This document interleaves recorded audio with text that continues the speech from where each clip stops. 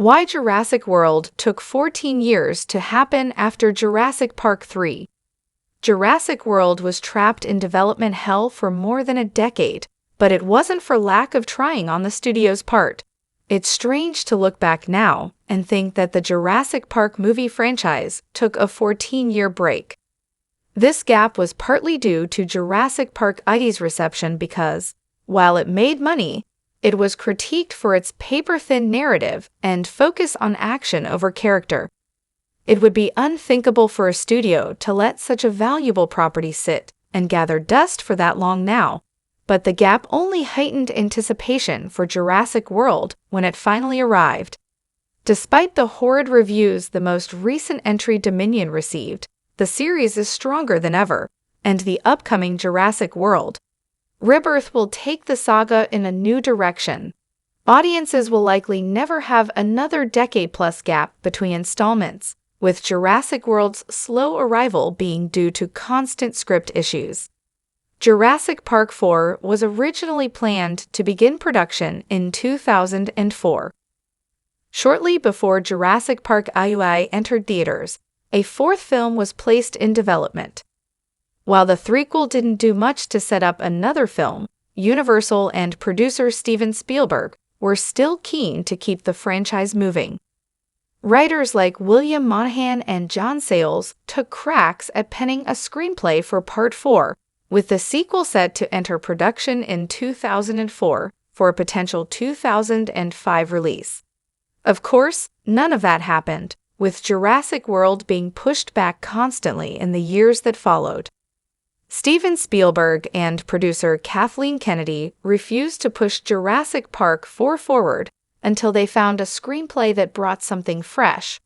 For a time, it felt like the series might be done, especially following the death of author Michael Crichton in 2008.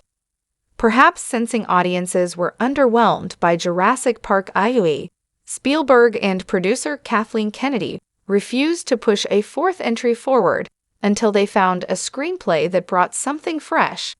This was wise since another sequel where a luckless group of characters gets chased around Isla Sorna just wasn't going to cut it. Jurassic Park 4's development hell and original ideas explained. William Monahan worked for a while on Jurassic Park 4 and came up with a concept that made Spielberg, Jeff Goldblum, and Sam Neill very excited. Speaking with IGN back in 2002, Neill stated of this unmade sequel that out of all the concepts that have been created for these movies, this is possibly my favorite. Sadly, exactly what happened in this version has never been revealed.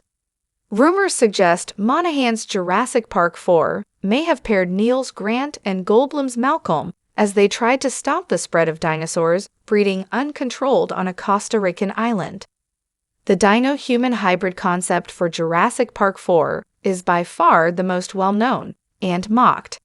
This radically different take was penned by Sayles and involved a mercenary named Nick, who is hired by Richard Attenborough's Hammond to retrieve some dinosaur DNA from Isla Nublar. Through a bizarre sequence of events, Nick is then tasked with training these dino/human hybrids armed with guns for combat missions. Sayles is a master at crafting great B-movie screenplays, including Piranha and Alligator. But after the concept was largely met with scorn, it was quickly dropped. Jurassic World became the movie as we know it in 2012. The poor response to the Sayles script took the wind of Jurassic Park 4 sails for many years. Jurassic Park IE director Joe Johnston was attached for a time before exiting production, while I Am Legend writer Mark Protosevich tried and failed to get Spielberg excited with his take. Finally, in 2012, husband and wife screenwriting team Rick Jaffa and Amanda Silver worked on a draft that combined many concepts from previous scripts, including the notion of a fully functioning theme park and a hybrid dinosaur that escapes and starts eating the guests. Colin Trevorrow was later hired to direct and heavily revise the Jaffa/Silver screenplay.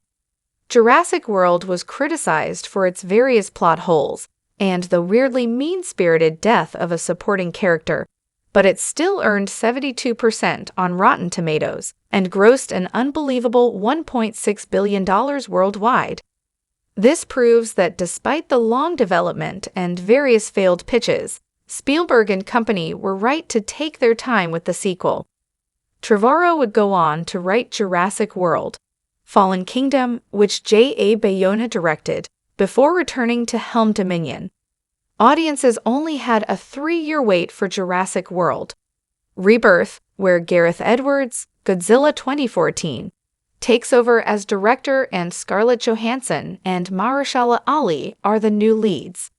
Universal is no doubt hopeful Rebirth will lead to a new trilogy, but after the disappointment of Dominion, it will hopefully bring something new to the franchise.